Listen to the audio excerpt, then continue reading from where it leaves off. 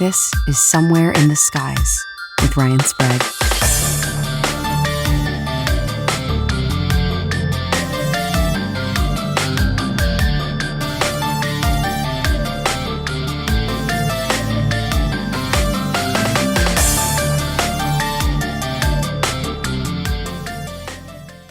Let's just dive in then. Like, this is so cool. It's like one of your first spooky talks here on a UFO podcast of all things. So we'll Yeah. dive into that aspect a little later because I want to get your thoughts on other stuff too.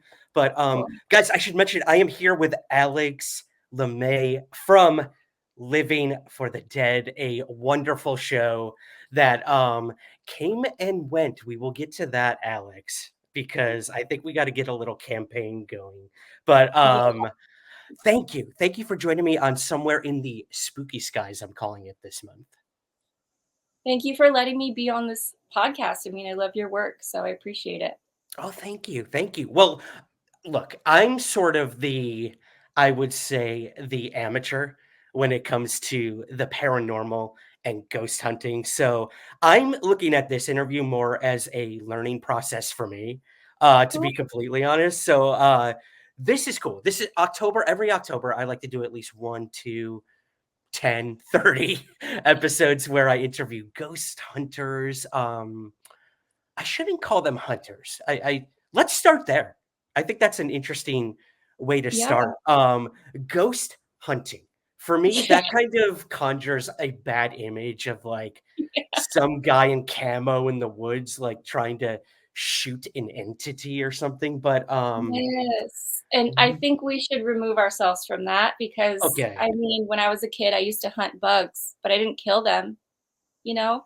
yeah, That I think yeah. the word hunting people assume is like a violent thing, but it's just a way to capture something. And I think the word ghost hunting is cute because it's kind of vintage. Like it sounds vintage to me. That's true. That's true. And I feel like the first kind of mainstream, I guess, paranormal television show was literally called Ghost Hunters. So it's kind of like Yeah, everything followed from there. me too. But let's get your origin story, if you don't mind. Okay, Who is sure. Alex? How did you get interested in the paranormal, the esoteric? Yeah, if you don't mind, as much as you're willing to share, what is sort of your origin story with all this sort of stuff? That's a really good question, and people have asked me that, and I think because abnormal, strange things have been happening my whole life that I don't really have, like, an entry point in my life that I could remember started it all. I was born into the world kind of seeing spirit since I could remember, and my parents well, my mom tells me these stories where I would be at my, like, little table that they put kids at, and I would be laughing and talking to something that was, like, off in the corner, and she always was very weirded out by it, and, like, I guess that would be creepy if your kid was doing that, but I've done stuff like that my whole life, and I've been able to describe, whatever spirits are in the room with me at, like, 5 or 6, and I think a real defining moment was when I was having a sleepover at my best friend's house. I was, like, 10, and I think it must have been 2 in the morning. We were dead asleep, and I remember hearing some rustling in the living room, and her mom works night shifts, so she wasn't home. We were asleep. Everything we thought was locked up. But being kids as we are, I believe we forgot to lock the front door because we were young and silly and it just happened. But I got up and heard this rustling, and I came around the corner and I saw the outline of who I thought was her mom. I thought maybe she had gotten home at 2 a.m. And I watched her mom, like clear as day. I saw that every hair on her head walk to the front door through the hallway and lock the door. And I was like, oh, we forgot to lock it. I didn't say that, but I saw her mom and was like, oh, that's sweet. Went back to fall back asleep. Couldn't fall asleep because I was feeling kind of like, oh, her mom's home. Let's go get a snack. I'm awake now. I woke her up and we went to the kitchen to go get a snack and say hi to her mom, thinking that her mom was home. And her mom was not home. So we got in the kitchen. We're looking for Oh, snacks. We're looking for her mom. Nobody was home. We were completely alone. And about 10 minutes into us discovering that we were completely alone, somebody tried to break in through the front door. It gives me goosebumps now thinking about it, Whoa. because they shook that door so hard. They were trying to break in, and I saw this ghost, the spirit, whatever this was, lock the door.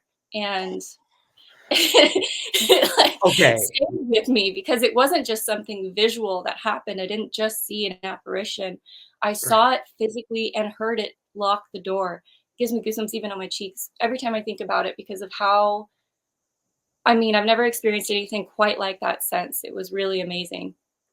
Wow, Alex, that's crazy. I got goosebumps too. Like, I'm a big wrestling fan, and The Rock, he always goes like this. Like, oh I love yes, WWE. yeah. I'm pretty sure we chatted wrestling a little bit. Yeah. Yeah, that gave me goosebumps too. So I have to ask then. Clearly, this spirit that locked the door was protecting you. I recently lost my mother, and I have this beautiful bracelet that she gave me. If you're watching this on YouTube, you can see it. It's sort of these links of mother and son, and she gave it to me about a year before she passed. And every day, Alex, we would say good morning, good night, our whole family. We've always been very tight knit. And she would always ask me, because I do these live streams every Sunday for the podcast, or I'm always posting whatever Instagram videos. And if I didn't have the bracelet on, she'd be like, "Where's your bracelet? Where's it? That's supposed to protect you." Um, Yeah. and since I've done this season of my current haunted television show I'm doing, I wear this for true protection. And I do honestly feel like not only the spirit of my mother being here, but that this is a source of protection. So I love that sort of your Mhm. initiation, I guess Yeah. I would say, with like a spirit was a positive one, but also a little scary. So my question is, the thing on the other side of the door, was this legit like a burglar or someone trying to get in, or do you think that was Yeah, another okay, it was. an actual human being? Okay, okay. Yes, and I know this because, her brother had just gotten out of jail. He was stealing cars, and from what I know, we believe it was one of the brother's friends, Okay. and they almost broke the door down because there was a crack in the door, and I remember them having conversations on how they were gonna fix it and reinforce the frame, because the frame of the door had come unattached a little bit, not enough to open, but enough to where there was evidence of someone trying to break in. So I know it was something that wasn't paranormal. Somebody truly was trying to break into the house. Ugh, that's so It was scary. so intense, and, her mother came home eventually. We did not go back to sleep, by the way, because we were like, "What in the hell just happened?" It was wild to have a sleepover like that. Yeah. What a sleepover. Yeah. Yeah. So her mom comes home, and we're explaining it to her, and she's like, "Oh, that sounds just like your grandmother, or my friend's grandmother." They Oh, looked wow. exactly the same. They had the same haircut. She showed me a picture of her, and I was like, "That was her." It's like, "Yeah, that was her." She was protecting us, and somehow, I don't know how, if that's even possible, if she knew that our house was being targeted from the other side, whatever the other side is, and came to protect us from whatever harm was on our way. I just can't believe it. Like, when I think about it, it's truly one of the most intense experiences I've had. Yeah. Wow. I gosh, I don't even know where to go from there. That's such a powerful story. Sometimes it's just like, oh yeah, I saw a ghost hunting show and I wanted to give it a try, or like, Yeah. yeah, yeah, demons are cool, man. Let's go punch a ghost in the face. Like I love Which that you yeah. I, yes, I have been known to say that I will punch ghosts, but it's it's only the ones that are being creepy. I have done that in my YouTube where I'm like, it's an energy, it's like a movement. I'm creating energy by saying I'm gonna punch you. So Mhm. I have been like, if you don't get out of my room, I'm gonna punch you. I'm gonna start throwing hands and I'll do this. It's so I stupid, love it. but I Ghosts are swear it creepy. works. I swear Yeah. it works. I Yeah. think you're right. I think there's something to be said about like uh shows that sort of go that route are very aggressive and will They're try aggressive to in the provoke wrong things. way. Yeah. Yeah, Yeah. but yeah, ghosts can be creepy. Like, I can attest to that. You've been I exposed to guess a lot of creepy ghosts. yeah, I'm sure well, that's kinda where I wanna go next, Alex, if that's cool. Yeah. We will get to Living for the Dead, but had you had any prior experience investigating the paranormal before the television show or, yeah, what was life pre Living for the Dead, I guess, when it came to all this stuff? I so after that experience with my friend's grandmother who protected us, it kind of set the stage for my whole life in being absolutely obsessed with the paranormal. Mm, I never got over that experience. And already being able to see spirit, I was walking around the grocery store and seeing what looked like, someone's grandmother standing next to them and then they would disappear within an instant. It was like I got a 1 second frame of somebody there that wasn't there anymore. And I was trying so hard to like maybe debunk it within myself and try to understand why I was seeing this because I had one half of my family, my aunt and my father, who were very open and cool about it. They were like, "Oh, your father sees ghosts too. It's totally in the family. Just don't be afraid of them." They were very sweet to me. And then my mother, who got a little weirded out by it and was like, "Let's get your head examined, make sure you don't have schizophrenia." And so there was a little bit of shame on one side of the family that kind of like,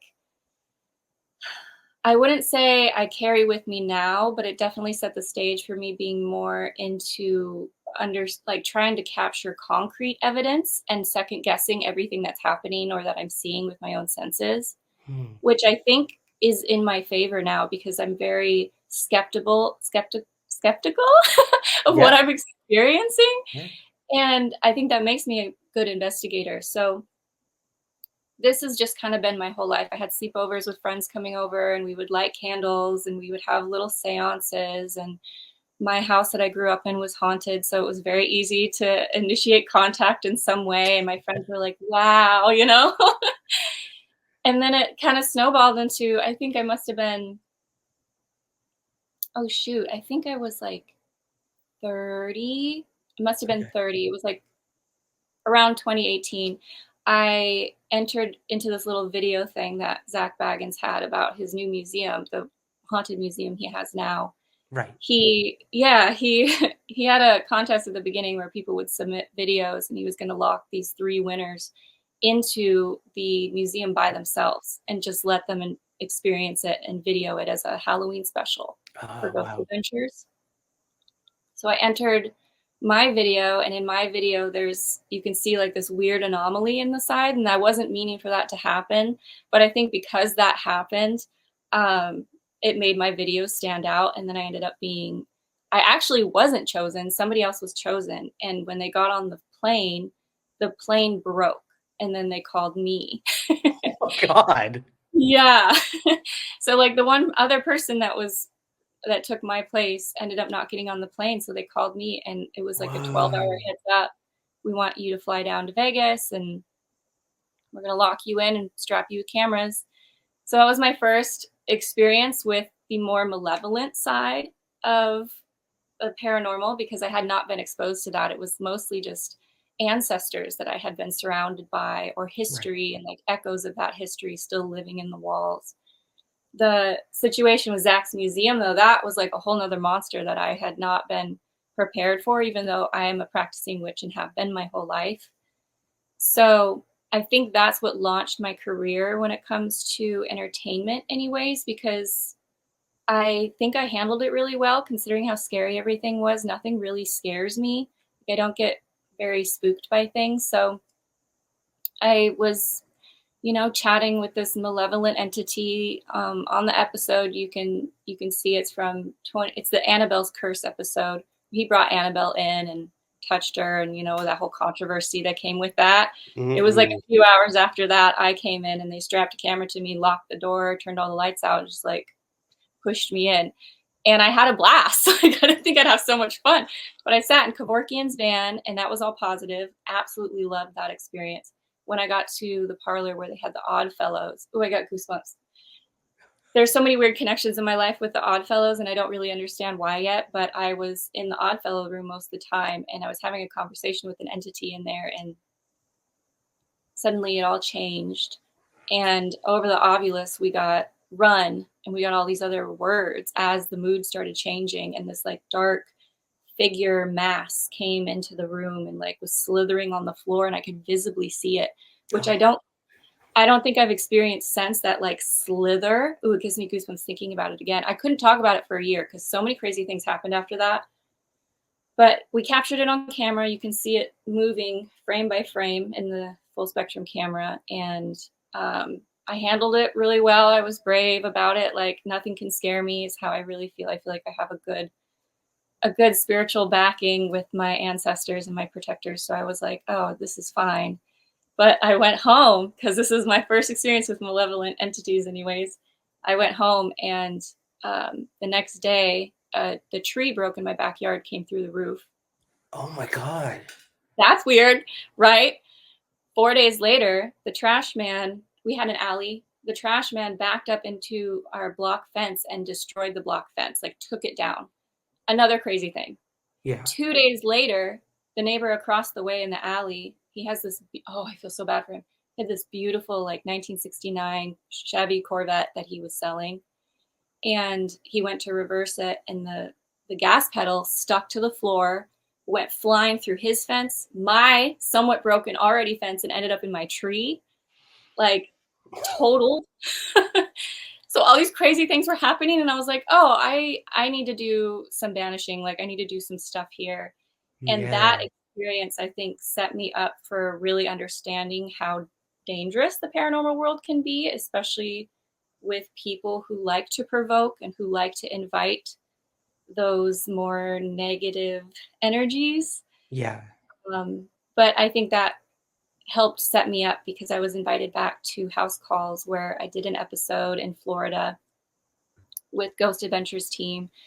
And then after that, I think because I had already been on television a couple times at this point, when Kristen Stewart started doing casting, she, I don't know if it was specifically her, but I think it was Scout who called my agent that I had at the time and was like, hey, we'd love to invite her to cast for the show. And I guess the rest is history because the casting experience was really fun. And that show was so much different than what I had experienced with Ghost Adventures. And it was all about, positive experiences and uplifting history and understanding it and not being judgmental of the experiences that were happening. So it was more of like coming, listening to the stories, kind of having a holistic view of what's happening in the location and why it's happening and how we can help versus, just trying to do anything we can to have paranormal activity happen. It was more about like, if it does, it does. If it does, it doesn't.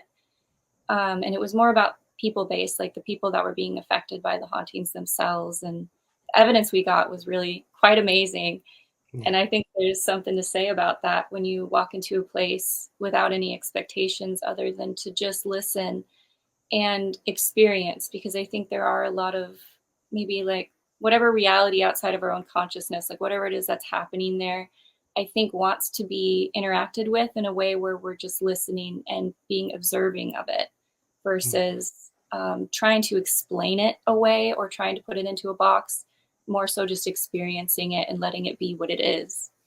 Absolutely.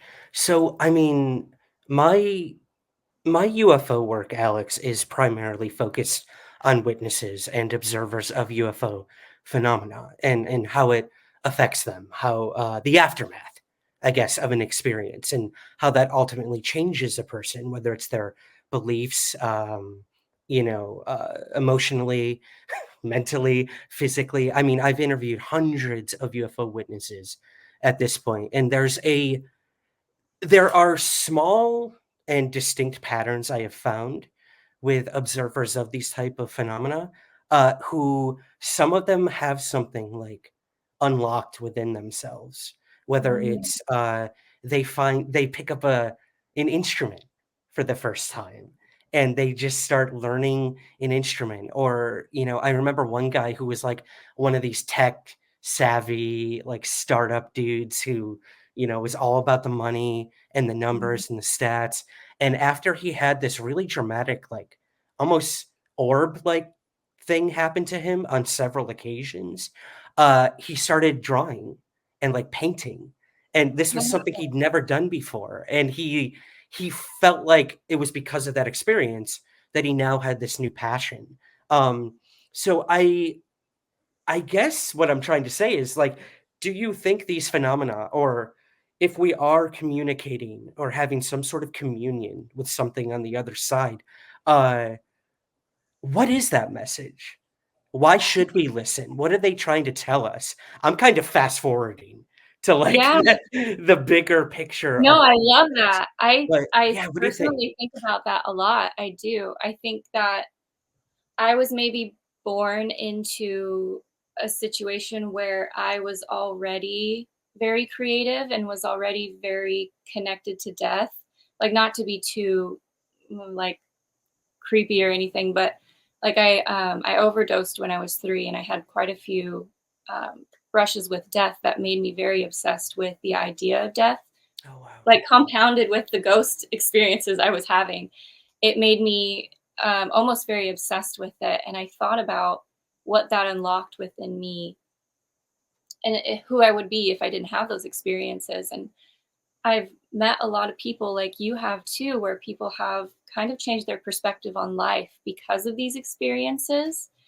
And I can't say that I've met that many people with UFO experiences particularly, but I think anything that helps remove us from our like small sense of self, like we're very, we have this one perspective that we walk around. Well, most people have this one perspective that we walk around with, and our reality is built off of just that. And when you are having these otherworldly experiences where something is happening out of your control that you can't make any sense of, I think it kind of expands your lens. And like people that have close experiences with death, I feel like when you're faced with your own mortality, or you're faced with the idea that like life doesn't live, like you don't live forever, life doesn't go on, at some point it's going to end. And I think when people embrace that, they're able to kind of take a step back from that seat that they're in, of that one point of view that they've been stuck in for a while, and they're able to like ask themselves, well, what else do I love to do?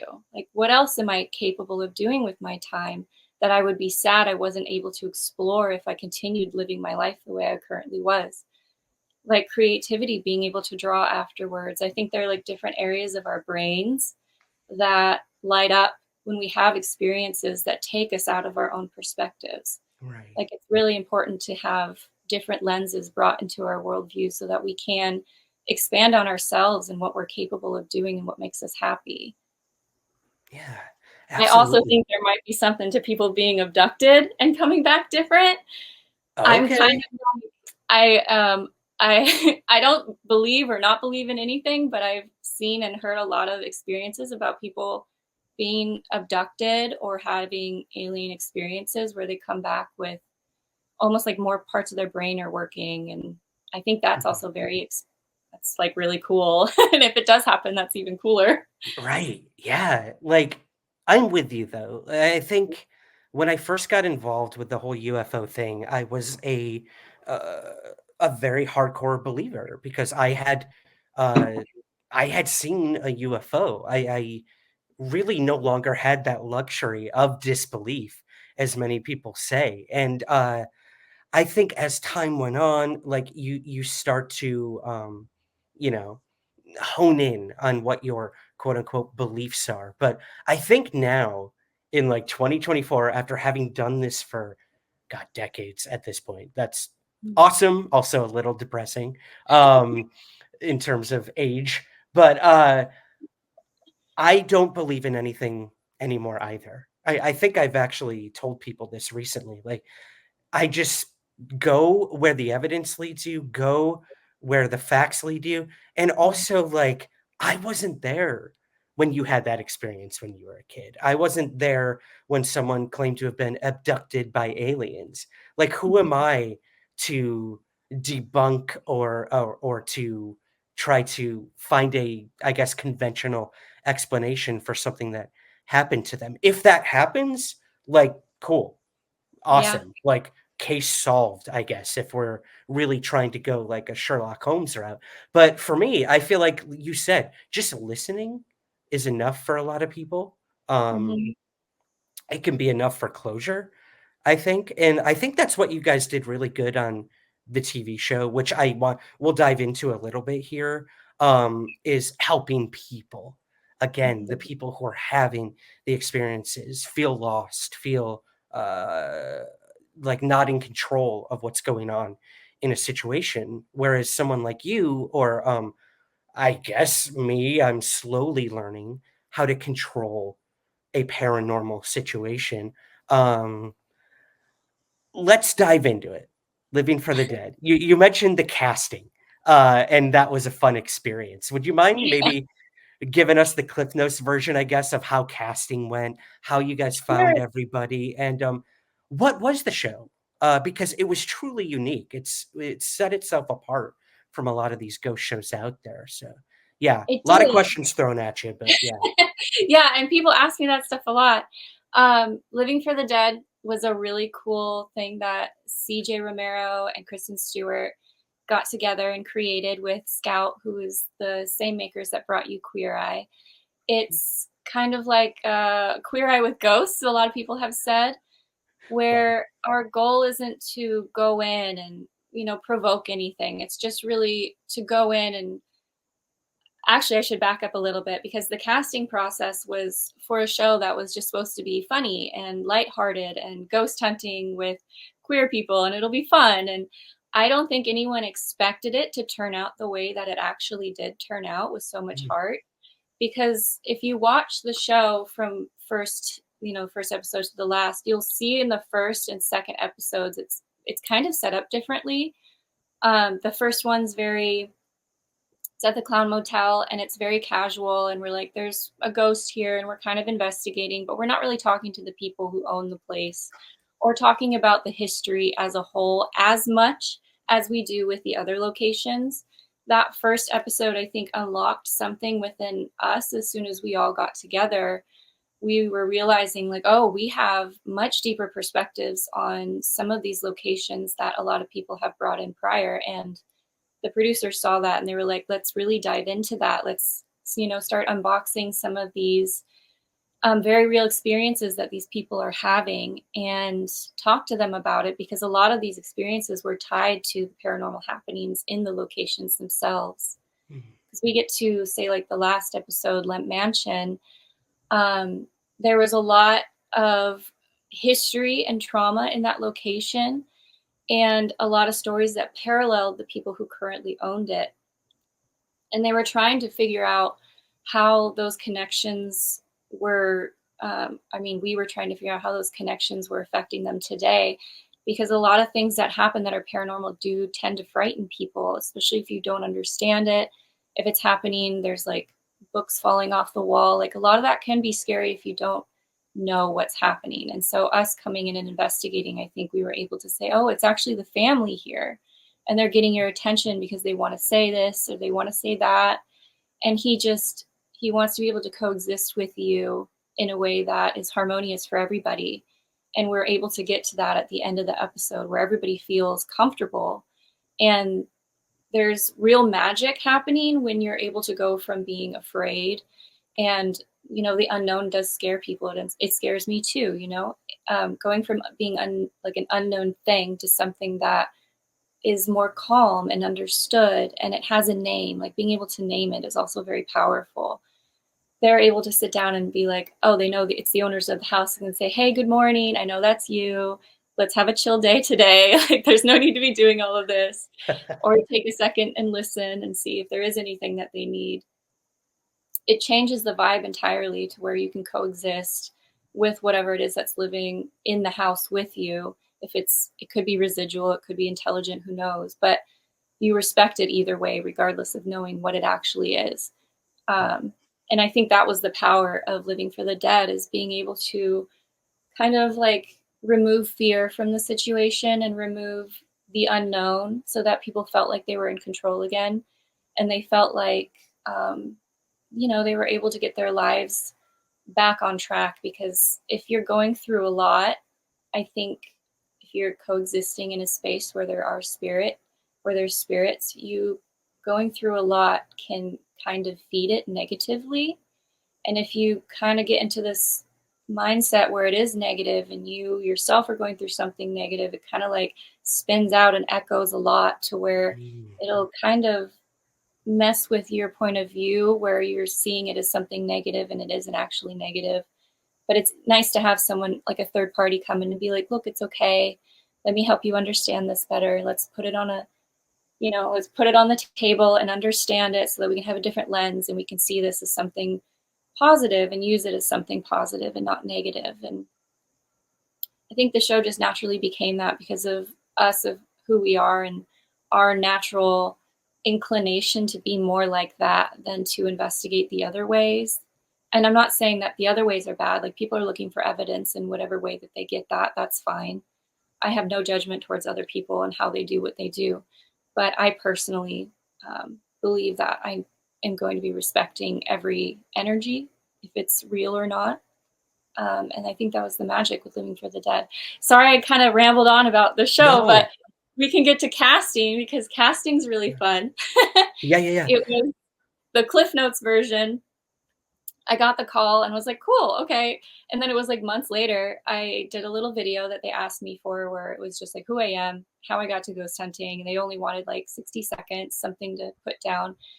And then I got the call a couple months later after that, where they were like, we want to fly you out. Everyone's going to stay in Glendale. And then we're going to do like a 3-day casting process, where they brought us in with a bunch of cameras in this really cool house that was haunted. And there must have been, if I remember, I might have the numbers wrong, but there were quite a few people that were at the last cut of the casting process that they flew in. I think there was probably 30.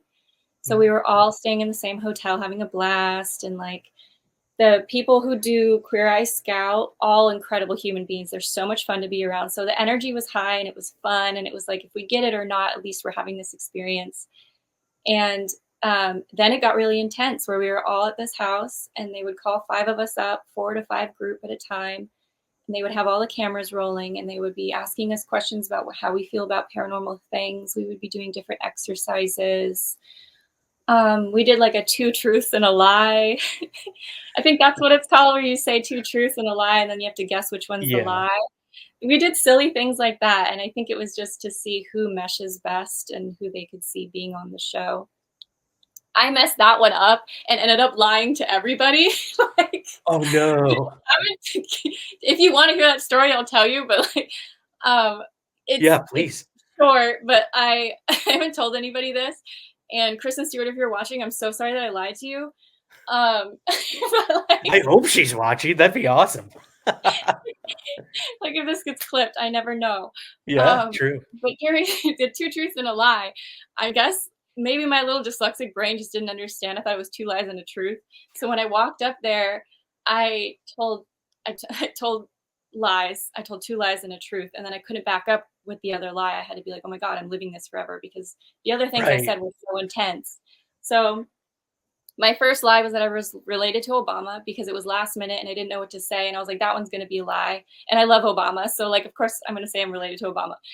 So then that was my first lie. And then my second lie was that I was bit by a shark surfing, which should have been a truth, but it was, I have a scar on my lower back that's like this big, because I was born with this cancerous, it was like a melanoma. So I had like 6 surgeries as a kid and had this massive scar.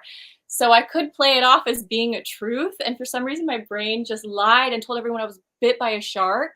So I was like, oh, that'll be so good, because they'll believe it's real. Badass, yeah. I totally short circuited. And then my third one, which was true, which was also very unbelievable, is that I burnt down a man's house, which I did because I found out he was a pedophile. I burnt his house down. I was 12 at the time. So like, I don't think I can get arrested for that anymore. It's like, I think that's vigilante justice right there, Alex. I'm going to say that was justified. Yeah. I think so too. And it was really more of a shack than a house. It was very small. It was about to fall over. Okay. So I was like, oh, I'm going to win this for sure. But then like, the alleged burning, people were like, that's the truth. And it was. And so I was like, yeah, you're right. So wait, no, I'm sorry. I said that I didn't want to say that that was the truth because I was scared I was going to go to jail because I don't know if that was going to be what it is. I was like, wait, am I going to Right. be filmed? And then they're going to come after me because I burnt this house down. So I had to say that was a lie and then panicked and said that the shark bite was the truth. All right. So we're clearing the air here for the very first time. The truth is Alex burnt down a house, okay? She went total TLC on this person. Who was that one? I think it was Left Eye. I'm I showing my love age Left now from TLC who burned like her ex-lover's house down or something like that. Eye. That's the Yeah. urban legend, yeah. Okay, got it, got Panicked it. and lied Oh, to everyone. interesting. All of the producers, Hulu, and everyone else thinks that I was bit by a shark. I was not bit by a shark. I'm sorry. That's hilarious. Yeah. Okay. So love the casting story. Love sort of the premise of like focusing on the people and whatnot. I guess the LGBTQ plus elephant in the room, Living for the Dead, that's what really set it apart, I think, from Mhm. I mean, again, I'm a UFO person. When I think of ghost hunters, it's always like the neck beards with the black t-shirts and kind of looking like I am right now, to be completely No, honest. don't say Yeah, that on yourself. yeah, but I mean, it's just the truth. But I mean, times are changing. Mhm. I feel like television is becoming more inclusive when it comes to things like this. And your show uh, dealt with that in a Mhm. very unique way in terms of the team members and everything like that. I Yeah. want to fast forward to one of our Patreon questions because it Okay. actually ties into the show, if that's cool. So, Sure. cool, thank you. They get priority to ask guests questions. Patreon.com/somewhere skies guys. I had to do it. Had to do it. So Corey T on my Patreon, he wants to know, Alex, your show was very inclusive concerning the LGBTQ community, and it truly made someone like me feel seen. Do you think that queer investigators are able to communicate stronger with queer spirits or entities, or does that even matter? So, like I was saying earlier about our perspectives and what we brought to the show when it came to different locations includes the queer aspect of it and the LGBTQ aspect of it. I think that we carry a different like perspective in the way that we've been treated through life and our experiences that are able to resonate with the people that we visited and the hauntings themselves. I think there's a lot of queer history that a lot of places like to hide, and they like to keep it kind of buried a little bit. And us coming in and being like, we have no reason to hide any of this. It's 2024. We're not living in shame anymore. Like, we need to come forward with who we are and our truths and live that way to be an example for other people too, especially with this show. We want people to feel safe. We want them to feel seen. And we felt the same way towards the spirits themselves too. And there are things that came forward that didn't make the cut. A lot of the because we in no way want to like out a ghost, by any means, especially because it's a spirit and nobody knows if that's factual or not. But we did Right. have a lot of evidence come forward where we were speaking to spirits who were like, we feel safe here with you because we are also one of you. And it gives me goosebumps thinking about like how magical that was and how needed that is in this space, in the paranormal world, especially because it is a very male dominated world. And I think it's important to bring more perspectives in that can maybe dig up and get some more, I don't want to say evidence because I'm not evidence based, but maybe just like do a little bit more healing when it comes to listening and truly understanding what it is that's happening in these spaces. I think it's important to have a crew that has a little bit of everything, and a lot of different perspectives are important in this world. And I think people are starting to see that. And the media, especially, is like, oh, yeah, we should expand. We should expand who it is that we are allowing on these platforms because it's not a true representation of the world at large. Like, there are a lot of queer ghost hunters out there that are doing their thing that, you know, we need to be uplifting them in their voices so that people at home and the people in the real world are seeing a reflection of themselves on the television, you know, in media. I think now we need it more than ever so that people understand that, like, we are here. Like, there's no reason for us to be hiding anymore because we've been here since the beginning of time, as it's shown even on our show through history. It's not going anywhere, and we deserve to have a safe space in the world of the paranormal and in everyday life. And I hope that the show has brought some people at home that feeling of maybe being seen and feeling safer in who they are. And it makes me get choked up thinking about it. I'm not going to cry. I just know, like, 6-year-old me had like that Waverly episode where we brought out the picture of the boys, where it was people who were assigned female at birth that were nurses at the place that were dressed up as the boys afterwards, after work. Like, really struck a chord with me. I was like, why is this being hidden? This is so magical. This has so much history that people don't talk about that would help a lot of people feel seen and feel safe in who they are.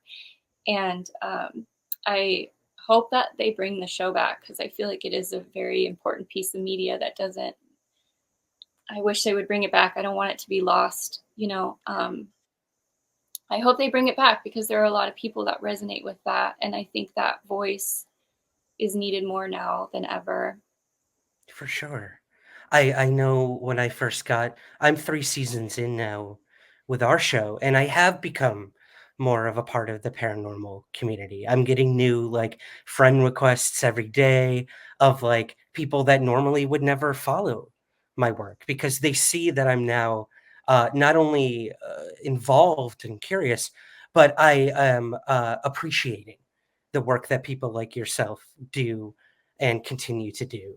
And it's so cool to, like, find a community like that. Like you said at the top of the show, a lot of us, the stigma and ridicule when it comes to all of this can be overwhelming. And for me, as a UFO person, it's almost become vindicated in terms of, like, the US government is now acknowledging UFOs exist and they're officially investigating them. So all Yeah. of us are, like, on our high horses now being like, I told you so, I told you so. And I have gotten the question, gotten a word? Yeah. I've been given okay, cool. I'll take it. Let's do it. Yeah. When is it our time? When will the government officially investigate ghosts or Bigfoot? And, I'm really rambling here, but I swear I have a point. Um, the government has investigated Bigfoot. When it comes to the paranormal, like, look, we had an entire remote viewing section of, like, the CIA and Department of Defense in, like, the 80s and stuff, or Yes. maybe earlier. I don't recall, but, like, this stuff has been intrinsically linked when it comes to something that we consider official, the government. So I guess from there, what I'm saying is it's beautiful that, like, people who have not seen themselves represented on television before are now seeing that. They hopefully feel more seen now more than ever. And the way I kind of look at it too, Alex, is I live in Scotland. I'm in New Scotland right now, Nova Scotia. I live in Old Scotland. And I was with my director of my TV show. He happened to be over in Europe visiting. And we went on, like, a fun haunted pub crawl down the Royal Mile in Edinburgh. And Wow. of course, the night ended in a cemetery. Like, we went into this kirkyard and we're, like, kind of joking around. We're like, let's see if anything happens. So, like, I think I may have even messaged you because Yeah. you had introduced me to a new technology that I wasn't familiar with, and that was the SLS camera situation. And I Mhm. was like, how does this work? I just downloaded an app. Like, what do I do? And you were like, dude, you just point it. Like, that's all you got to do. It does everything for you. And we caught something which was super fun and exciting. Cool. but it wasn't even like the tech evidence sort of thing. It was Paul, our director, said to me, "Look at that grave right there." And it was like the grave of some super rich, almost like royalty person of Scotland. And then right next to him, juxtaposed, was like a baker, one of the poorest. There was like a section in Edinburgh just for bakers who were so poor and, Oh, couldn't really afford anything back then. And Paul just telling me death is the ultimate equalizer. Like, this is where it doesn't matter if you're gay, straight, trans, heteronormative, whatever, black, white, you name it. We all die. It's the one thing we all have to face eventually. And I yeah, think all of us are born into uh, insanity. Like, we're born, we don't know why we're here. We've been trying to figure that out for thousands and thousands of years. And then, boom, we're gone. And the real question is what happens next? And yeah, that's what people are trying to figure out. And if we can get these like small glimpses from something on the other side that has seen that, is experiencing that right now, like, why wouldn't you want to listen? Why would you brush that away when you are spending your entire life just trying to figure out why I'm here? What is my yeah. purpose? Like, Mhm. that could be a purpose right there. So Oh, for I don't sure. know. That's me. Okay, off my No, I soapbox. love this. No, I Yeah, love listening to that because I think a lot of people don't want to face that because it kind of reminds them of their own mortality, like that death yeah, is going to come for all of us eventually. And I think people need to be reminded of that more often. I have Memento Mori tattooed on me for that reason. So I truly believe that if you spend your days being conscious of the fact that this isn't forever, like you could potentially pass away tomorrow. I mean, it happens to everybody all the time. We're constantly surrounded by people passing. Like, this is the reality of being alive, that we're able to live our lives more fully and let go of the small things. And I think judgment is in that cluster of small things that people hold on to a little too hard. And when it comes to LGBTQ and our little community, so many people like to put judgment on that, and they like to really, I know it's very religion based and people have these biases towards other people, but in the reality of the world, we all end up dying at some point, and that is what relates us all. And I hope that people can go forward and kind of remember that enough to where they see that there are more important things to worry about than being judgmental towards other people, or like removing certain people from your like point of view or your scope because you're nervous that the Bible told you otherwise. There are so many layers to it to why people believe that they don't want to see representation on television. They think it's going to, like, not to get too much on that like soapbox, but they're like, oh, if my daughter sees this and she's going to grow up to be a lesbian too. And it's like, that's not how it works, first of all. And I think it's fine that everybody is exposed to different experiences through life. Like, that's what makes you who you are. And you're supposed to feel safe and not judged. And you're not supposed to carry shame in your life based off of who you are. And I think that remembering that we're all going to die one day brings us back to the reality that this is a very short moment in time, and we need to be living ourselves without shame and without judgment and loving others in the same sense. Yeah, I agree with you about the whole, like, it's the great equalizer, because it is. yeah, yeah. It really, like, we hear those things, but then when you actually, I think for me, I'm a very visual person. So when I see it represented on two gravestones right next to each other, like, I just remember standing there. It's like 2 in the morning. It's like Scotland is, everything's haunted. The bathroom in the McDonald's is haunted. The Yeah. library is haunted. My apartment, whatever, the shower is haunted. But it really put things into perspective for me. So that's cool. I want to ask if I can, God, we could talk forever. Hey everyone. Ryan Sprague here, host of Somewhere in the Skies. If you've ever thought about supporting us, we have great 2 easy options for you right now. If you listen to the show on Apple Podcasts, you can click the subscribe button at the top of your Apple feed. Or you can join our Patreon at patreon.com/somewhereskies.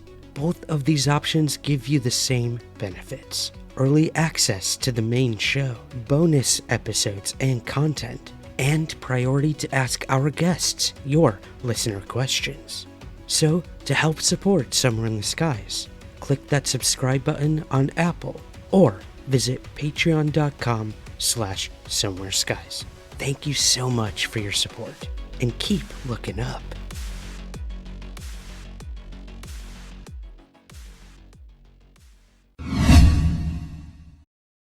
The show. Is there like, we won't go through every episode because obviously when it comes back, I'm always an optimist. People will be able to see it. But what are some of your I was told by somebody high up in Hulu that is coming back. They just don't know when because they're having layoffs and stuff. So okay. we just don't know Been when. there. I know what that's like. You heard it here first, guys. It's coming back. Hopefully. I never know though. Like they could have told me that. I don't know. I know. Welcome to the biz, as they say. What are some of your most memorable moments from the investigations? Like maybe 1 or 2 you'd be willing to share with us here that had sort of the biggest impact on you. Do any come to mind? Yeah, I mean, there were so many. I didn't even, I could make a list and the list would go forever because it would be every episode. Like it felt magical the entire time. I think the experiences I had at Waverly was probably one of my favorites. I went by myself into the morgue and there's an entity there that has attached to hundreds of people. They say that, it's at like 500 or something. I can't remember exactly, but there's an astronomical number of attachments that have happened from Waverly Hills. And they have a haunted attraction in the morgue area where they would, with the bodies. So I think the fact that they're having an attraction that's meant to scare people in a place that's already so energetically charged with all of that, especially being Waverly and all the deaths that place has seen, created something. And I had an intelligent conversation with whatever this something was that gives me chills thinking about. But you'll see it in the episode. But I'm there by myself and I have my REM pod with me. Well, it's a Melmeter with the built-in REM pod. So I have it above my head and I slid into where they kept the bodies. And it was just, dark in there, chilling. I wanted to ask the entity, what its goal was. What was the whole point of attaching itself to people? Why was it doing this? And I got really straight, clear answers from it. I asked it, I believe I asked it, let me think, I can't remember exact wording, but I was asking it how it was created. I asked if it was feeding off of the fear of other people.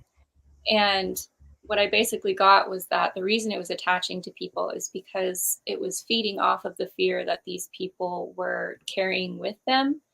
So they were kind of coming into places a little more vulnerable, maybe. They were coming into this haunted attraction a little bit more vulnerable and ending up with an attachment where it was kind of siphoning that energy from them. And this is what this entity was claiming. And it gives me goosebumps because the way it was interacting with the REM pod was very odd. Instead of it just being like an erratic response, it was very well timed. Right after I asked the question, it would be about 1 second in, and I'd have the exact strength on the REM pod every single time it answered. So it would go to like the first little notch, and it would stay on for about 5 seconds and then turn off. But it was so rhythmic. It was absolutely wild to experience because normally if it's like an entity that's kind of like intense and it's making things go off and it's never quite the same and it's all very erratic and chaotic. But this one was very, very calculated feeling, and the energy was always consistent, even though I was there for about 30 minutes. And that was the first time I've experienced anything like that, or having an entity that most people would say is like non-intelligent. It was like a thought form that was formed through, a bunch of people being scared and having it respond and be self-aware to where it was telling me, like, yeah, it was formed out of the fear of other people. That's what's feeding me. It almost gave me the impression that it was scared to not have that source anymore. Like, it was a little nervous to no longer be whatever it is that was created. And that's why it's craving that fear from people, because it's the only thing it feeds from. And so those attachments were continuing. And we gave advice at the end of the day, just saying, hey, maybe move the haunted attraction to a different area that isn't so charged, and maybe people won't be having this issue anymore, or giving people protective ambulance or something afterwards to take home with them so they're not experiencing these attachments. Because personally, I don't think attachments happen that often. I don't think it's something that happens a lot. And for it to happen that often from that location was really unique. And it expanded my idea of what an attachment is anyways. And my second favorite part didn't make the cut, but the second episode, Julia and I have such a special relationship. And everyone's like, listen, you two lovebirds. Like, and I know that, yeah, we might have been flirting a little bit, like me and this ghost. But at the end of the night, when I fell asleep, I told Juju, I was like, I'm going to let her possess me and just see what happens. Like, the camera crews, everybody was asleep. So I was like, let's just see what happens, So it turns out that I had my phone on me blasting Lana Del Rey, and I was skipping through the hallways singing it, like hand in hand with her.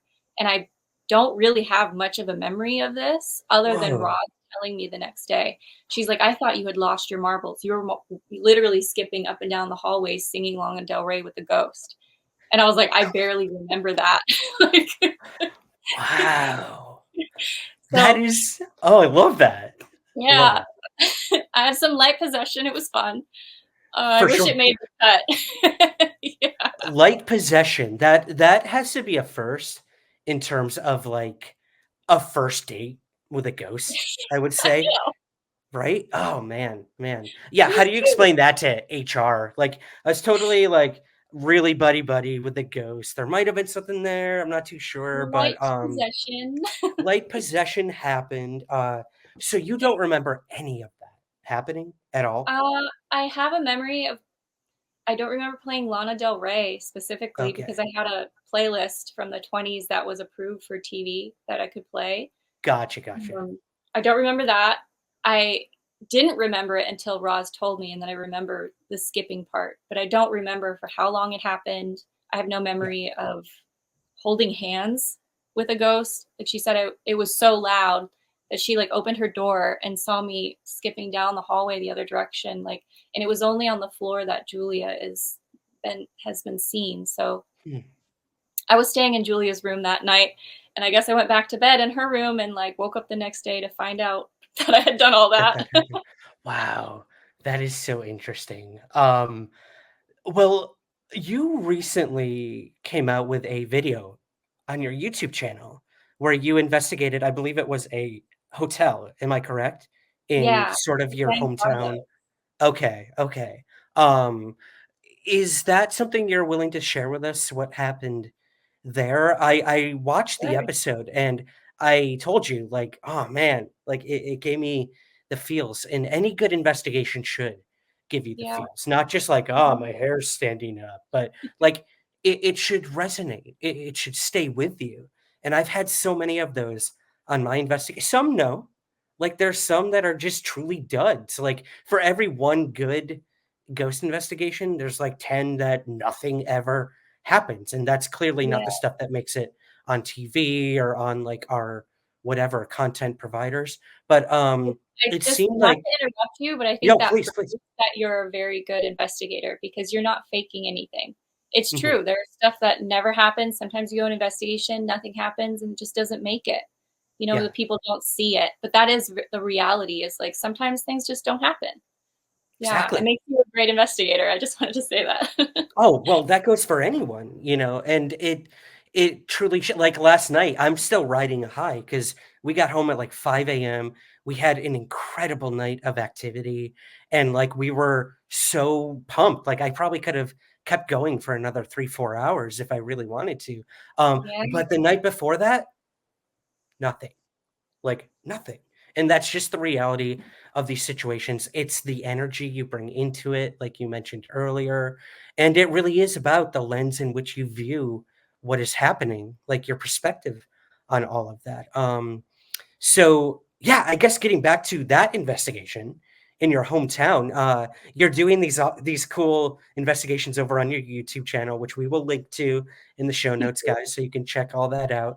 But yeah, what happened there? What was that case about, if you don't mind me asking? That there's this famous haunting that everybody knows about downtown at the San Carlos Hotel of Leon Jensen. And the story goes, according to all the rumors, that she leapt from the 7th story of the hotel and unfortunately ended her life over unrequited love. There's a lot of musicals, there's little movies, things that people have done over this story because it seems to be this like trope that gets played out a lot in the paranormal where the woman or whoever it is has ended their life because they didn't get the love in return from whoever it is that Yeah. the story holds or whatever. So like, sorry, my dog was moving around, so I got a little distracted. No worries. She's so cute. Yeah, the but there's always that trope, and I always felt like that isn't correct and wanted to get into that location really badly and just kind of have that conversation because I know that if I had died and somebody was like, oh, it's because this guy refused her love or like unrequited love, it just feels so shallow to me. I was like, Yeah. there's no way, there's got to be more to the story. So I took my 2 really good friends that I get along with, Amber and Lorraine, and we stayed the night there. We didn't expect to really get much, but right away, all of our devices were going off. I think some of these locations that I walk into, when I have the intention of just wanting to listen and get the story straight, I have a lot of activity the second I walk into these places. I think they somehow know prior to me getting there. And we got some of the best evidence I've ever gotten in an investigation there. And one specific one, when we were doing the spirit box session in the room, gives me goosebumps thinking about it. There's a male spirit. There were quite a few male spirits there, but this one that was speaking to us quite a bit, I think, is friends with Leon, or I feel like the spirits in that location were very protective of her. And she herself didn't come forward and speak much, but she did. And when she did, she really made it worth it.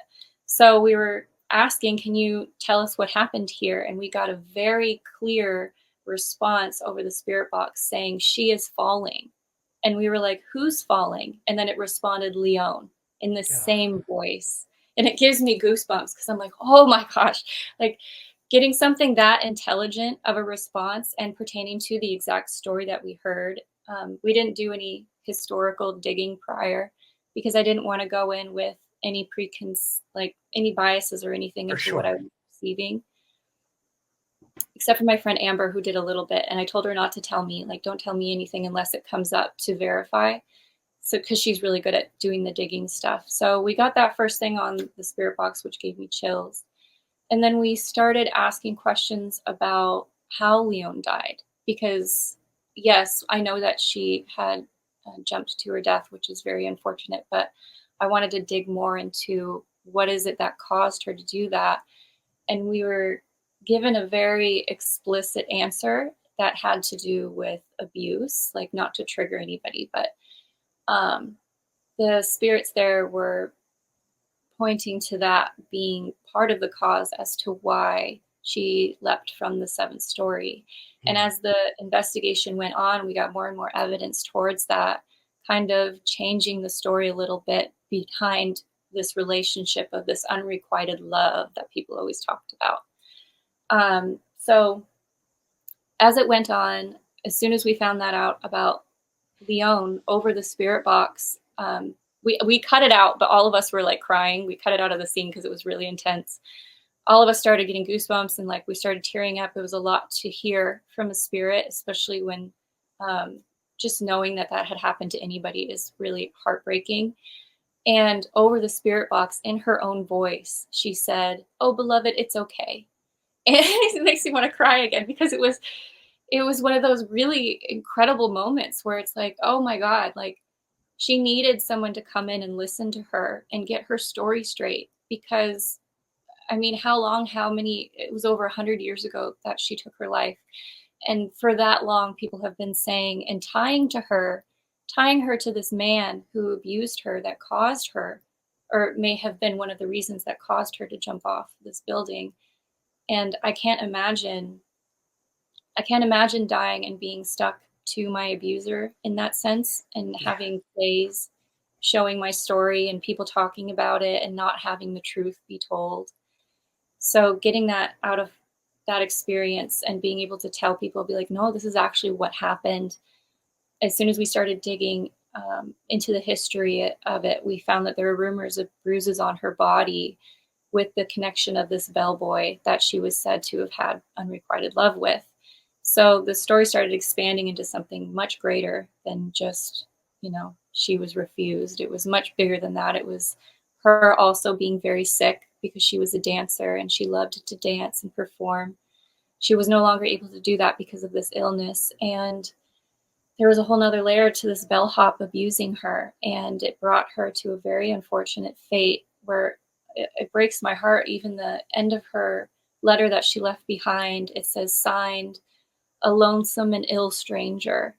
And to think of her still being there wandering those halls as people not, as Leon, the version of this woman who a man didn't love her enough, so she jumped off a building, versus Leon, this beautiful, beautiful person who had dreams and hopes and wanted to live a full life. And she was a dancer and she had all this history.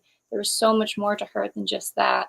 I think being able to go into it and tell her story correctly will help her, whatever it is that she chooses to do now. Like, I'm not sure I believe in ghosts like moving on or moving on to the other side, but I think it'll help her be in a better place from wherever she is now. Yeah. And I think my goal in investigating has always been that, is just to elevate the truth and get to the bottom of what's actually happening, especially when it comes to different types of groups like women and the LGBTQ community in particular. Wow. Whew. Yeah, that's that got me a little misty-eyed.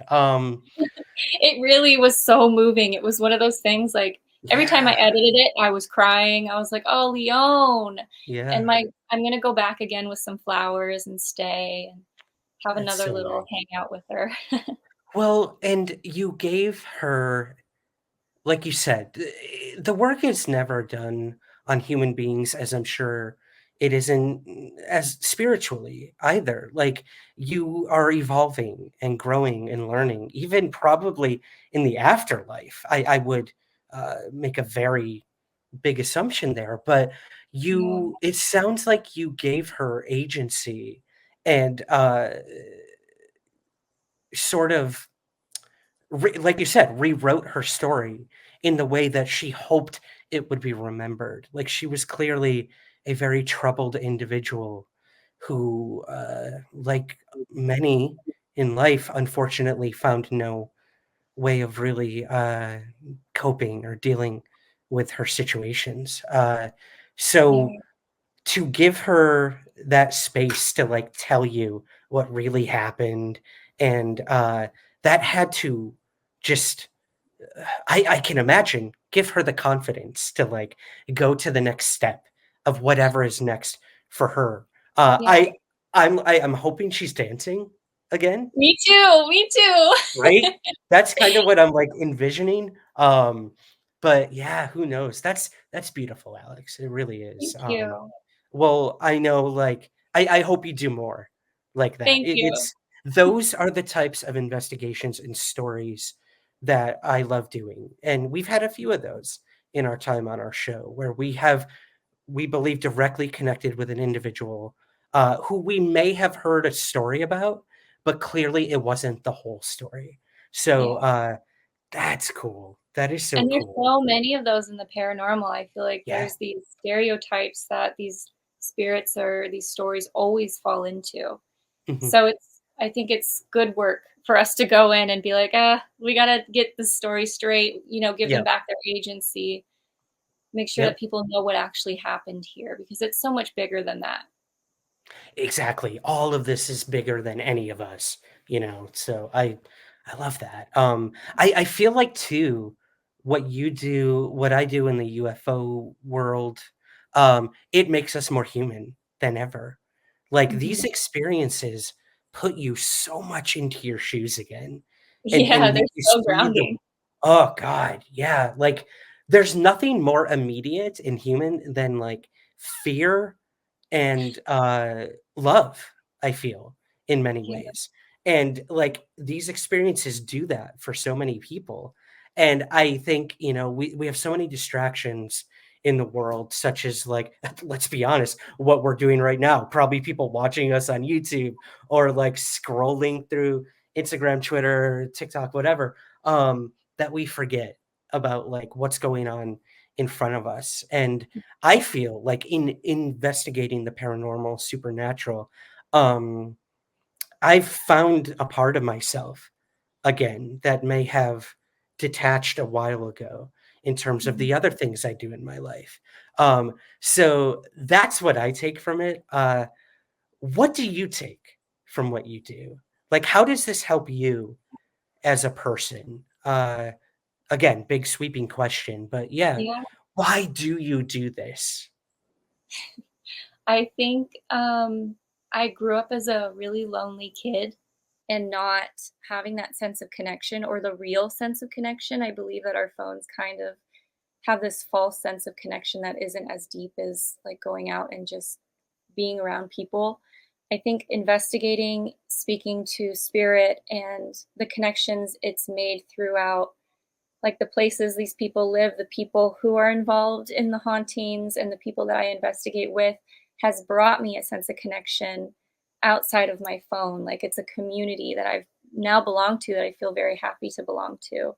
For me, my biggest takeaway, I guess, is, you know, being reminded of death and how that helps me live a more fulfilling life day to day, but also the connection, like real human connection, and how valuable that is, and how we easily forget that because we do hear these stories. We hear, these spirits are speaking to us about their loved ones and people they wish they still could have that connection with. And I think it's a strong reminder that you might be having a bad day and you don't want to call your aunt or uncle to catch up, but you should. You should call your friends. You should say, hey, we need to get together more and be in person. Even if you do have social anxiety, just go sit at the park for 10 minutes and talk to somebody face to face. I think we're losing that in this day and age. And that's one of my takeaways from investigating, I think, is finding connection again. Yeah, absolutely. Living for the Dead. Like you guys could not have nailed the title any better. So Alex, we sort of talked about devices. That's one way to approach all this scientifically, Yeah. evidence-based. Um, and I will admit that when I first got involved with all of this, I wanted to depend on the devices. Like that's what I wanted. Concrete evidence that this stuff was happening. And then one day I was thrown out of my comfort zone by production, and they said, "You're going on the Ouija board," something I'd never done in my life. Oh, And I was yeah. like, Yeah. interesting. Okay. Like I'm down to try anything once. And Mhm. they also put another one of our investigators on the Ouija board with me, who was also extremely skeptical of that sort of stuff. And of course, like spoiler alert, we had incredible results from it and we were stunned. And now we basically we call ourselves the Ouija Bros. Like I we love that. literally we're like the first to go into the space now and like try to open up the conversation to whatever we're speaking with. Um and the other device that I really connect with is the spirit box. You mentioned that a few Mhm. times, for those who don't know, it's like it sweeps through radio frequencies. You might catch words or sentences here and there. And meanwhile, you can't hear what's going on in the room. People might be asking questions. It can get chaotic at times, but there are those times where everything lines up and you are presumably speaking with something, spirit, an Yeah, entity, an intelligence of some sort.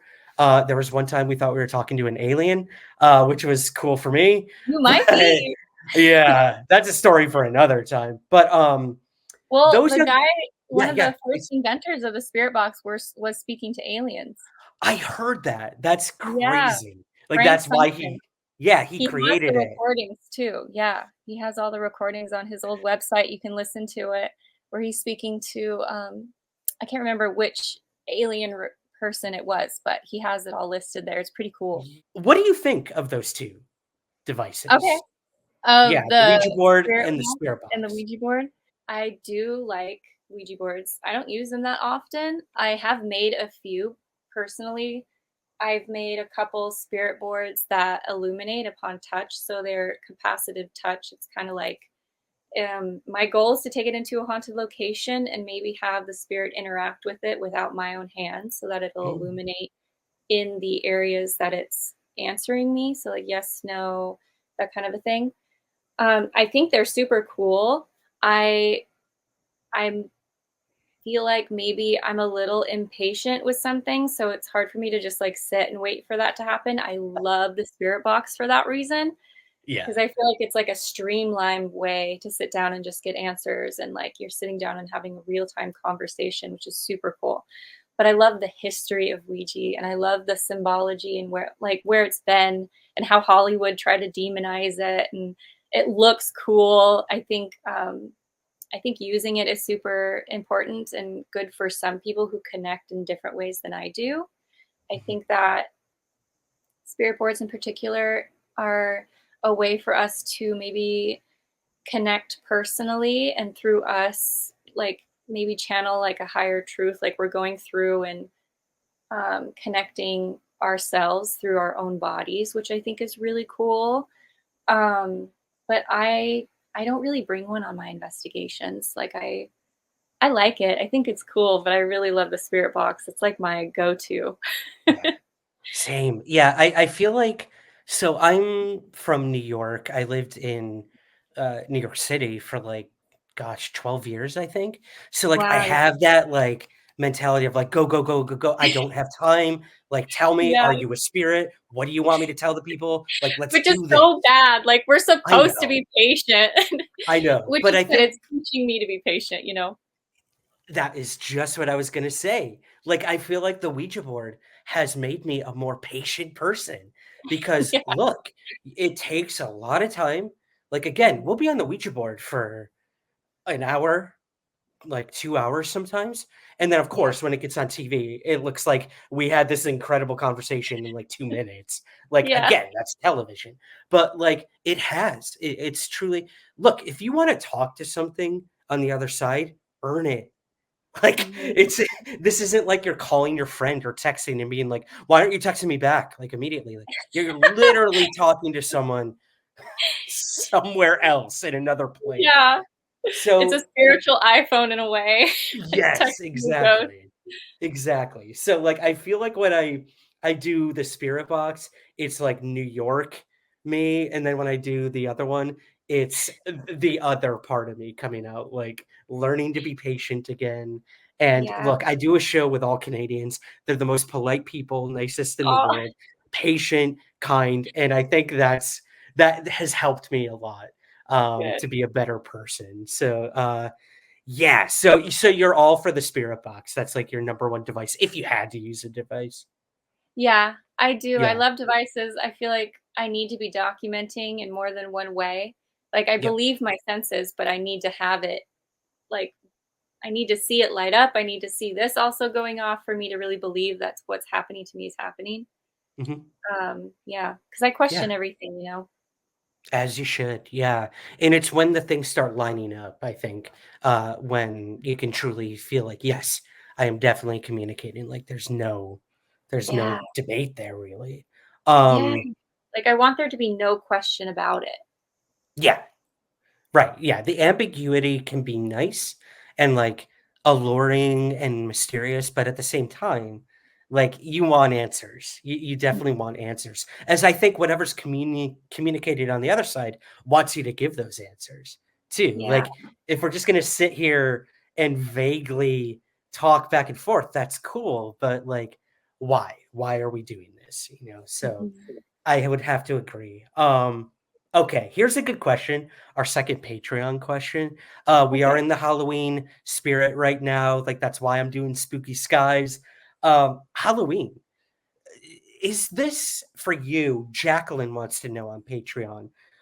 Do you think Halloween amplifies paranormal activity at all, or is it just another day like any other? Like, what do you make of like these sort of more spooky times of the year? I mean, even Yeah. Christmas has like a Yeah. weird ghost storytelling tradition, but Halloween for you, yeah. What do you make of that, and does it amplify anything? I think it does. I do believe there, I mean, there are so many different practices, religions, and faiths that believe that the veil is much thinner this time of year. Hmm. And I do subscribe to that myself. I think, I follow more of like a pagan path where this time of year, I do a lot more investigating because I feel like it's easier to speak to spirit. In my personal opinion, it is. From what I've seen, I think it is as well. I personally see physically more things around this time of year. And I love that you brought up Christmas because it's like it's Samhain and Yule for me, or like Halloween and Christmas. Those are two, I think, energetically charged times of the year because I think there's something special when a massive group of people come together on like a like-minded experience. And even if it's just like a holiday, there's a lot of power in that holiday because of how many people are like consciously coming together in that exact time. And I think that energy can be harnessed by spirit or whatever it is that we're communicating to, and it helps us communicate with them easier. Um, yeah, I think, yeah. Yeah. Yeah. I would have to agree. I think again, like the power of a collective consciousness could truly change things. I mean, Oh, for look at sure. revolutionary movements throughout history. Like they wouldn't have Mhm. happened if enough people weren't on the same whatever frequency, wavelength, advocating for the same thing. Nothing would ever change. So yeah, I think you're right. Like when everyone's kind of in that mood and like ready to believe, I guess if we want to use that word more than Yeah. ever, it can pierce that veil or make it thinner, like you said. Yeah. It's interesting. Whereas like people like you and me now to an extent, it's like Halloween 24/7 now, you know. Oh, So yeah. yeah. My whole life is Yeah. Halloween. Yeah, it's your Yeah. whole I love it. I love it. Let's see here. Okay. UFOs. I have to. I'm a UFO Yeah. podcast.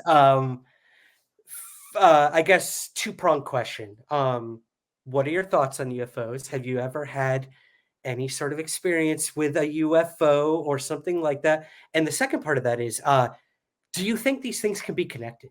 Ghosts, Yeah. cryptids, UFOs. So, yeah, however you want to answer that, Alex. I do believe in cryptids, aliens, UFOs. I think all of it's possible. I I kind of sit in this like camp of not believing and believing at the same time. Like I exist in both, where Right. I believe, like we were saying earlier, you believe that people, when they say it happened to them, I believe it happened to them. Like our senses are usually not lying to us unless there's like some mental health aspect. But I do believe that aliens could potentially be among us. From what I've seen, I think that maybe there was some kind of intervention at some point where they came down and maybe gave us some knowledge. There's just no way we're the only intelligent life form out there. I just have a really hard time believing that personally. And I've seen UFOs with my own eyes that I've been with my friends before where, well, I've seen one that I am so dead set on it being an alien craft of some kind. And the Okay. other one was weird as hell, but maybe my brain is kind of like, oh, it's the government and they like invented something that no one knows about yet, kind of a thing. Okay. But yeah, I kind of sit like in the middle where I'm like, I believe it. And I've been to Sedona and looked at the skies and seen weird things. And in Arizona, it happens all the time. Can't Yeah. escape it out here. Like Phoenix Lights is like a part of our history. So like it's just very widely accepted. And recently people have started seeing more very like congruent things to Phoenix Lights here just within the last year. So there's a lot of documented sightings of that. Um, I love aliens and I love cryptids, Mothman, like the squonk. I love the squonk because I feel like that's me. Like, Love I it. love the idea of it. I think that I do, on a deeper level, think that there's the potential of different dimensions, like maybe overlapping themselves. And I like to think of time as less linear and more maybe happening like on top of itself. So like kind of all at once, but not like, yes, we're in motion, but at the same time, we're not moving. So like there's the potential for us to be overlapping with something else at the same time. When it comes to experiencing paranormal phenomena, I also think we could be interacting with the past or the future less than ghosts in some situations. In some Right. situations, you know, it's just like an echo of history and we're triggering it in some way with whatever it is that we bring into the location versus like a cryptid. I also think could potentially be something maybe on a different dimension. And at some point it just kind of like the vibrations just kind of did one of these kind of Yeah. things and the veil was put down for a second and everyone was like, what was that? That's not normal. I think all of it's possible. I really do. I do. Yeah. Yeah, I do, there's a lot of talk in the UFO research community of aliens are us from the future. Like Oh yeah. you look at these small gray aliens and they're very like nothing really stands out about them. They're very androgynous. Their Like we've heads are much evolved into that. yeah, like we've either evolved or some would even argue devolved into that. That's a You good know, point. Well, the way that the yeah, earth is being like burnt up right now, like who knows? exactly. And so there's that idea that maybe it's us from the future. And then, like you said, with ghosts, it's like I often look at it like if we are communicating with it, they're just as surprised as we are. Like, what is this Who futuristic are looking? you? Yeah, like what is that dude? What's that on his hat? Like, what are those weird things on his ears? What's going on here? I Yeah. do think like it's just as weird and free for them as it is for us. So yeah, I think you're right. It's a as a friend of mine, Greg Bishop would say, it's like a co-creation. Like we're all dancing together, and like we have to be in rhythm in order for all of this to work. And uh, yeah, I find Totally. that fascinating. We bring as much to the game as the possible ghosts do too. Yeah, it's fascinating to have these thought experiments. Let me It's fun. see I think here. about it all day long. Ah, I know. Welcome. Welcome to our lives. Um, okay. To kind of wrap things up, Alex. So you've been investigating all of this stuff for a while. Again, a lot of it's new to me, but I'm starting to get a handle on this sort of stuff. But there are a lot of younger people out there who probably saw your show, got super like inspired by it, and want to go out and do this stuff themselves. And there's like ghost hunting groups everywhere. Like there, I feel like every day I'm finding a new one in some small town, which is awesome. I Like love it. I'm yes, all for it. Do it. Start a club, start a little organization, go out there, investigate, be careful. Like I always tell people, be very careful because it can be dangerous too. Not just Yeah. mentally or spiritually, but literally you're going into an abandoned building. Like you don't know if someone's like squatting Oh, there or dead like air is very real. Like there's a lot of yeah, things. a lot of things can go wrong, so just be very careful. But that is my question for you. What advice would you give to younger people out there who want to do what you do and what I'm, I guess, stupidly attempting to do sometimes. Yeah. You're doing a good job. Well, You're doing thank a you. really good Trying. job. I appreciate that. Best advice, I think, is to do your research. And like you were saying earlier, there's a lot of groups out there. I think finding a group is a good idea, especially with Facebook and all these different ways that we connect nowadays. You could find like-minded people, bounce ideas off of. My biggest thing that I think people need to remember is to listen to their gut. I think it's hard when you're in a situation where there's a lot going on, but just listen to your gut. If it's telling you you need to leave, you should probably leave. And if it feels like it's okay, then stay and see it out and see how it goes. But that connection to your gut and how you feel is probably your greatest tool when it comes to investigating, and really kind of honing in on that, I think, is your first step in becoming an investigator, so that you know when something is maybe being pushed too far or when you need to maybe push yourself a little further. So yeah, just be safe, do your research, find a group. Yep, absolutely. I love all of that. Noted, noted, noted, noted for sure. Um, awesome, Alex. Well, of course, like the biggest question of all, what comes next for you? Like, yes, like there's the TV show, there's like the stuff you do on YouTube, but like what comes next for you as an investigator, as a person? Give us all the info that you can on what you're up to, and where can we find everything that you are up to? Yeah, I'm doing a lot of things right now. I have my YouTube. It's Alex LeMay, which gets confusing because it's the ITS at the beginning. Alex LeMay. Same with my Instagram. I go by under Paranormal Alex on the other platforms. I can't even talk about it right now, but I am in the casting process with a lot of really cool people for another paranormal show that hopefully I'll be able to tell everyone about eventually. And, what's next is really just elaborating on my YouTube and investigating with friends and seeing where life takes me. So you can find me on those platforms at It's Alex LeMay.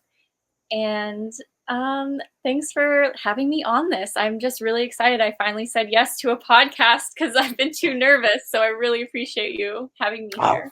My absolute pleasure. Again, this is a learning process for me. Like that's why I do interviews. Is nobody's an expert on any of this stuff. And if they say they are, run, because that's not the kind of person you should be listening to.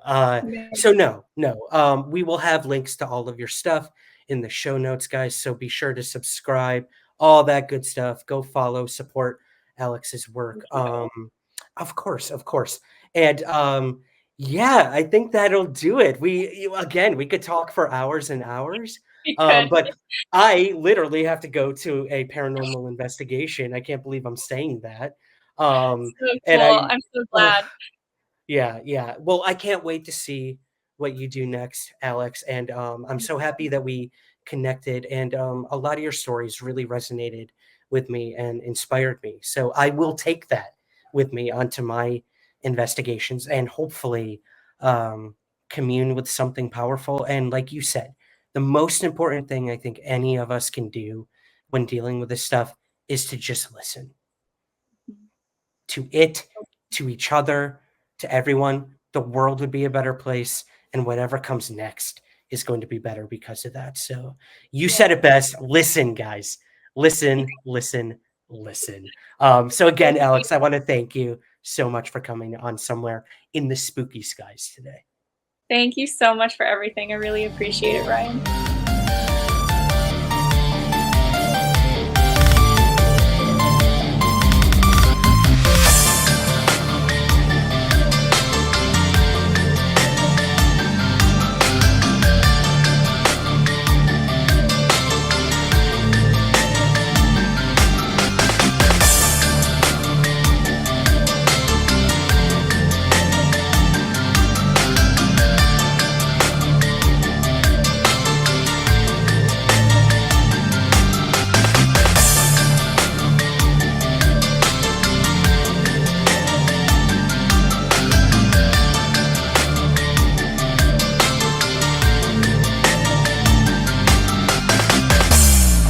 This has been a production of LIONSGATE Sound. Please rate, review, and subscribe wherever possible. Thank you for listening.